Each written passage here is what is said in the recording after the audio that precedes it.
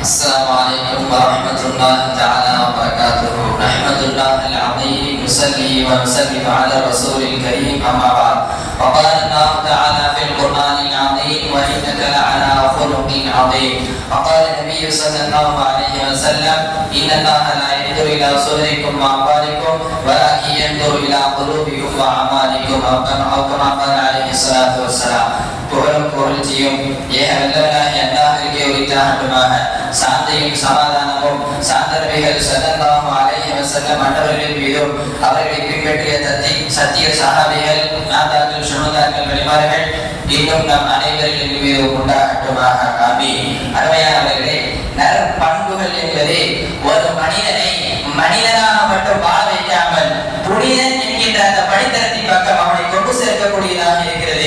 ஒரு மனிதன் மனிதனாக வாழ வேண்டும் என்றால் அவனிடத்திலே நற்பண்புகள் அவசியமாக இருக்க வேண்டும். நற்பண்புகள் மனித குலத்திற்கு அவசியம் என்பதால் தான் இவ்வையகத்திற்கு அல்லாஹ் நபிமார்களை அல்லாஹ் அனுப்பி வைத்தார். நபிமார்களை அல்லாஹ் அனுப்பி வைத்ததன் நோக்கம் அவர்களிடமிருந்து நற்பண்புகளை மனிதர்கள் எடுத்து தன் வாழ்வில் நடைமுறைப்படுத்த வேண்டும் என்பதற்காக அளித்தார். நற்குணங்கள் என்பது பெருமானார் ஸல்லல்லாஹு அலைஹி வஸல்லம் அவர்களிடத்திலே நிறைவாக இருந்தது. இஸ்லாமிய மார்க்கம் வாளால் பரவியது என்பதல்ல.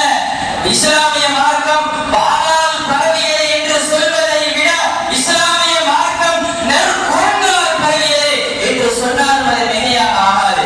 இஸ்லாத்தில் தன்னை இணைத்துக் கொண்ட ஏராளமான சஹாபிகள் அருமையாளர்கள் ரசூலுல்லாஹி ஸல்லல்லாஹு அலைஹி வஸல்லம் அவர்கள் நற்குணங்களை பார்த்துதான் இஸ்லாத்தை ஏற்றுக்கொண்டார்கள். மக்கா வெற்றி கொள்ளப்படுகின்ற நாள்வரையிலும் அபூ சுஃபியான் என்பவர் இஸ்லாத்தில் தன்னை இணைத்துக் கொள்ளாமல் இஸ்லாமியர்களுக்கு கடும் எதிரியாகவும் கடும் தொல்லைகளையும் கொடுத்து வந்தார். காலங்கள் கழிந்தது. ஃபத்ஹ் மக்காவின் பொழுது பெருமானார் ஸல்லல்லாஹு அலைஹி வஸல்லம் அன்னவர்கள் நினைத்திருந்தால் அவர்களை கொலை செய்திருக்கலாம். அபூ சுஃபியான் என்பவரை கொலை செய்திருக்கலாம் அல்லது கொலை செய்யும்படி ஆணையிட்டிருக்கலாம். ஆனால் அவ்வாறு அவர்கள் செய்யவில்லை. தனக்கு இத்தனை ஆண்டு காலங்கள் தொல்லை கொடுத்திருந்தாலும் தன்னுடைய சஹாபிகளான அந்த இஸ்லாமிய முஸ்லிம் சமூகத்திற்கு கடும் வேதனைகளை கொடுத்திருந்தாலும் பெருமானார் ஸல்லல்லாஹு அலைஹி வஸல்லம் அவர்கள் சொன்ன வார்த்தை நீங்களும் நானும் சிந்திக்க வேண்டிய ஒரு வார்த்தை. சொன்னார்கள் ரசூலுல்லாஹி ஸல்லல்லாஹு அலைஹி வஸல்லம் வமன் தகல தார் அபீ சுஃபியான் ஃபஹுவ ஆமீன். அபூ சுஃபியானுடைய வீட்டில் நுழைந்தவருக்கும் பாதுகாப்பு என்றார்கள். வமன் அல்கஸ் சிலாஹ ஃபஹுவ முஃமின். தன்னுடைய ஆயுதங்களை கீழே போட்டவருக்கும் பாதுகாப்பு. வமன் அகலக பாபஹு ஃபஹுவ முஃமின். தன் வீட்டிலே சென்று கதவை மூடியவருக்கும் பாதுகாப்பு என்று சொன்னார்கள் பெருமானார் ஸல்லல்லாஹு அலைஹி வஸல்லம் அவர்கள். அருமையானவர்களே, இந்த வார்த்தை நானோ நீங்களோ சொல்ல முடியுமா? என்ன நம்முடைய எதிரியை பழிவாங்கக்கூடிய ஒரு சூழல் நமக்கு கிடைத்தால் நாம் அவரை சும்மா விட்டு விடுவோமா? என்ன இல்லை, நாம் பழிவாங்கி விடுவோம். ஆனால் மாநபி ஸல்லல்லாஹு அலைஹி வஸல்லம் அவர்கள் அப்படி செய்யவில்லை. அவர்களை மன்னித்தார்களே. மக்கா காஃபிர்கள் அனைவரையும் மன்னித்தார்களே. அதுதான் நற்குணம். அந்த குணத்தை யார் வல்ல அல்லாஹ் நமக்கு நிரப்பமாக தந்தருள் புரிவானாக. அருமையான குடும்பங்களே, ஃபத்ஹ் மக்காவிற்கு பிறகு 10 நபர்களை எங்கு பார்த்தாலும் நீங்கள் கொலை செய்யலாம் என்று கொலையான பிறப்பித்தார்கள் பெருமானார் ஸல்லல்லாஹு அலைஹி வஸல்லம் அவர்கள். அந்த 10 நபர்கள் உண்டானவர் இக்ரிமத்து இப்னு அபீ ஜஹல் என்பவர். இவருடைய மனைவி உம்மு ஹக்கீம் என்பவர் ஆவார். இவர் தனது கணவருக்கு கொலையான பிறப்பிக்கப்பட்டதை அறிந்த உம்மு ஹக்கீம் என்பவர் பெருமானார் ஸல்லல்லாஹு அலைஹி வஸல்லம் அவர்களிடத்தில் சென்று அடைக்கலம் கேட்டார்கள். யாருக்காக? தனது கணவரான இக்ரிமா என்பதற்காக. பெருமானார் ஸல்லல்லாஹு அலைஹி வஸல்லம் அவர்கள் நினைத்திருந்தால் அவர்களுக்கு அடைக்கலம் நான் கொடுக்க மாட்டேன். அவரை கொலை செய்வதற்கு கொலையாளி பிறப்பிக்கப்பட்டு விட்டது. அவர் கொல்லப்படுவதற்கு தகுதியானவர் என்று சொல்லியிருக்கலாம். ஆனால் மாநபி ஸல்லல்லாஹு அலைஹி வஸல்லம் அவர்கள் அப்படி சொல்லவில்லை. அங்கே தன்னுடைய குணத்தை வெளிப்படுத்தி காட்டினார்கள். அவருக்கு நான் அடைக்கலம் கொடுக்கிறேன் என்றார்கள் பெருமானார் ஸல்லல்லாஹு அலைஹி வஸல்லம். உம்மு ஹக்கீம் என்பவர் தனது கணவருக்கு அடைக்கலம் வாங்கியதற்கு பிறகு மக்காவை விட்டு விரண்டு ஓடிய தனது கணவரான இக்ரிமா என்பவரை தேடி மக்காவை விட்டு செல்கிறார்.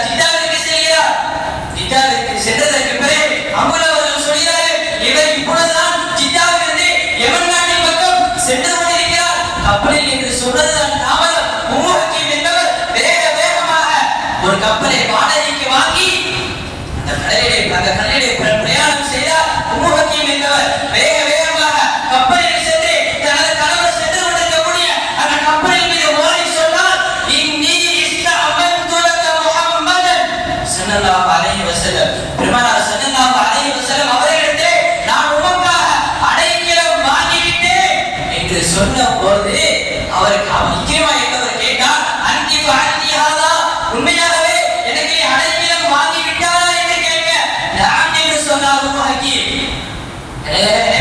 தனது கணவரை யமன் நாட்டிலிருந்து மக்காவிற்கு அழைத்து வருகிறார். அப்படி வருவதை அறிந்த பெருமானார் ஸல்லல்லாஹு அலைஹி வஸல்லம் அவர்கள் தன் சஹாபிகளை பார்த்து சொன்னார்கள், அவர்கள் சொன்ன வார்த்தை அது நபித்துவத்தினுடைய அந்த வார்த்தை.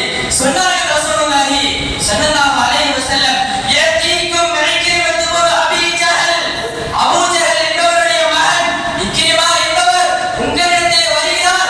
எப்படி வருகிறார்? முஃமினன், அவர் மூமினாக வருகிறார். மாத்திரமல்ல முஹாஜிரன், அவர் முஹாஜிராக வருகிறார். எனவே அவரை நீங்கள் திட்டாதீர்கள் என்று சொல்லவில்லை. அப்படி சொன்னால் கூட அந்த வார்த்தையை ஏற்றுக்கொள்ளலாம். ஏன்? அவர் இப்பொழுது முஸ்லிமாக மாறிவிட்டார். அவர் முன்னே செய்த எல்லா விதமான பாவங்களையும் அந்த இஸ்லாம் அடித்துவிடும் என்பதற்காக வேண்டி அவரை திட்டாதீர்கள் என்று சொன்னால் ஏற்றுக்கொள்ளலாம். ஆனால் நபி அவர்கள் சொன்ன வார்த்தை அல்லாஹு அக்பர். சொன்னார்கள், ஃபலா தசுப்பு அபாஹு, அவரை தந்தையை திட்டாதீர்கள். ஏக திட்டாதீர்கள். ஃபைன்ன சப்பல் மையி யூனில் ஹய்ய வலா யபலுல் மையி. ஒரு இரண்டு போல ஒருவரை திட்டுவது என்பது அது உயிருள்ளவரை நோவியப்படுத்தும். அந்த திட்டுவது அது மையத்தானவரை சென்றடையாது. எனவே அவரை திட்டாதீர்கள், அவருடைய தந்தையை திட்டாதீர்கள் என்று சொன்னார்கள். பெருமானார் ஸல்லல்லாஹு அலைஹி வஸல்லம் அவர்கள் எவ்வளவு பெரிய வார்த்தை இந்த வார்த்தை. அல்லாஹு அக்பர். ஃபலா தசுப்பு அபாஹு என்று சொல்வதன் மூலம் தன்னுடைய குணத்தை அவர்கள் வெளிப்படுத்தி காட்டினார்கள் மாணவி ஸல்லல்லாஹு அலைஹி வஸல்லம் அவர்கள். எனவேதான் அல்லாஹ் சொன்னார், வ இன்னக லஅலா குலுகின் அதீம், நாயகமே நீங்கள் நற்குணத்தின் மீது இருக்கிறீர்கள். இந்த வசனத்தை எத்தனை அடுத்தடுத்த வார்த்தைகளை போட்டு அல்லாஹ் சொல்கிறார் தெரியுமா?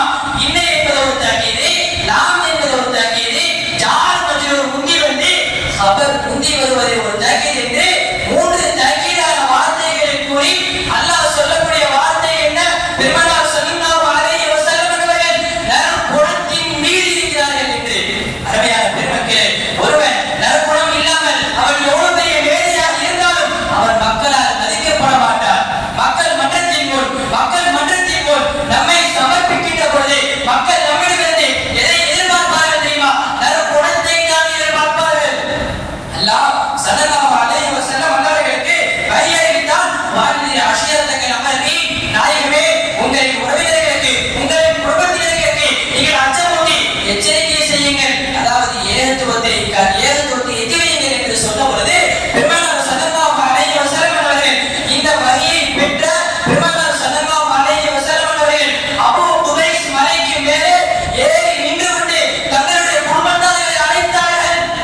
அப்படி அழைக்கப்பட்டவர்கள் வர வந்தவர்களிடத்தை பெருமானார் ஸல்லல்லாஹு அலைஹி வஸல்லம் அவர்கள் சொன்ன வார்த்தை, அரஐதகும் லவ் அக்பர்துகும் அன்ன கைரம் பில் வாடி துரீது அன் துகீர அலைக்கும் அகுந்து முஸத்திகிய. ஒரு கூட்டம் வருகிறது, உங்களோடு போர் செய்ய, உங்களை அழிக்க வருகிறது என்று நான் சொன்னால் நீங்கள் நம்புவீர்களா என்று கேட்க அங்கிருந்தவர்கள் அனைவரும் சொன்னார்கள், காலோ நாங்கள் நம்புவோம். ஏன்? நாங்கள் எங்களுடைய வாழ்விலே உங்களை உண்மையாளராகவே கருதியிருக்கிறோம் என்று வந்தவர்கள் அனைவரும் சொன்னார்கள். சொல்ல வந்த செய்தி என்னவென்றால், அல்லாஹ் தௌஹீதை எத்தி வைக்கும்படி மாணவி ஸல்லல்லாஹு அலைஹி வஸல்லம் அந்தவர்களுக்கு கட்டளை பிறப்பித்த பொழுது அந்த நேரத்தில் தன்னை முன்வைத்தார்கள். தன்னை முன்வைத்ததை போன்று தன் குணங்களை முன்வைத்த பொழுது அங்கிருந்தவர்கள் யாரும் அவர்களை குறை கூறவில்லை, குறை கூறவில்லை. எல்லோரும் ஒப்புக்கொண்டார்கள். மாணவி ஸல்லல்லாஹு அலைஹி வஸல்லம் நற்குணத்தின் பெட்டகம் என்று. அருமையான பெருமக்களே, இறுதியாக ஒரு சிறிய நிகழ்வை கூறி எனது உரையை முடித்துக் கொள்கிறேன். மாணவி ஸல்லல்லாஹு அலைஹி வஸல்லம் அவர்கள் உடையின் போர்க்களத்திற்கு செல்லக்கூடிய ஒரு சூழல் ஏற்பட்டது. அப்பொழுது சஃப்வான் இப்னு உமையா என்பவர்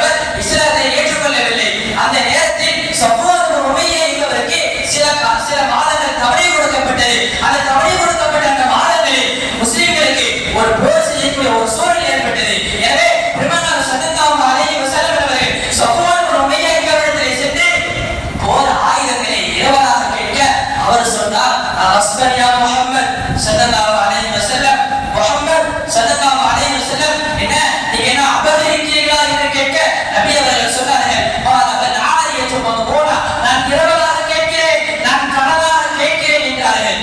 எனவே அந்த போதாயிரை வாங்கியதற்கு பிறகு உடை போடுவதற்கு முஸ்லிம்கள் சென்றார்கள். எதற்காக? போர் செய்வதற்காக சென்றார்கள். சஃப்வான் உமையா என்பவர் சென்றார். எப்படி சென்றார்? காபிராக சென்றார். அவர் ஏன் சென்றார்? தன்னுடைய ஆயுதங்களை கண்காணிப்பதற்காக வேண்டி சென்றார்.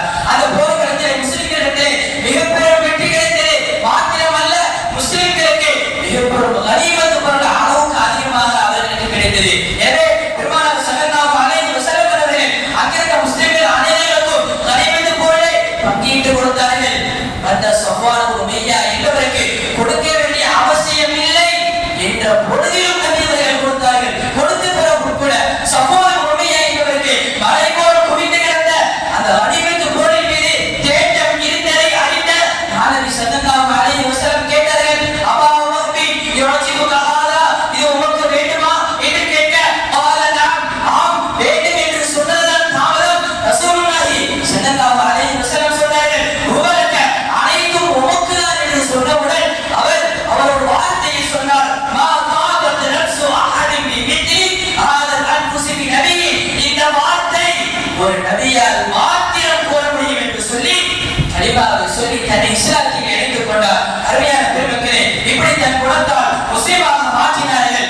ஏராளமான சஹாபிகளை மாத்திரமல்ல, அல்லாஹ் பொருந்திக் கொள்ளும் சஹாபியாகவும் மாற்றினார்கள். அருமையான பெருமக்களே, ரசூலுல்லாஹி ஸல்லல்லாஹு அலைஹி வஸல்லம் அன்னவர்கள் சொன்னார்கள், அல்லாஹ் உங்களின் செல்வங்களையோ உங்களின் தோட்டங்களையோ பார்ப்பதில்லை, நீங்கள் செய்யக்கூடிய அமல்களையும் உங்களுடைய நல்ல குணங்களை உங்களுடைய உள்ளங்களையும் தான் பார்க்கிறார். எனவே நாம் நம்முடைய வாழ்வில் உயர வேண்டுமா? நற்குணங்கள் நம்மிடத்தில் இருக்க வேண்டும். நற்குணங்களின் மூலமாகவே நாம் நம்முடைய வாழ்க்கையில் உயர்வதற்குண்டான ஒரு காரணமாக அமையும். எனவே நம்முடைய வாழ்வில் நற்குணத்தோடு வாழ வல்ல அல்லாஹ் எனக்கும் உங்களுக்கும் அனைத்து முஸ்லிம் சமூகத்திற்கும் கொடுத்தல் புரிவானாக என்று கூறி வாய்ப்புக்கு நன்றியோடு விடைபெறுகிறேன். வாசல் ஜவானா அல்ஹம்துலில்லாஹி ரப்பில் ஆலமீன். அஸ்ஸலாமு அலைக்கும் வரஹ்மத்துல்லாஹி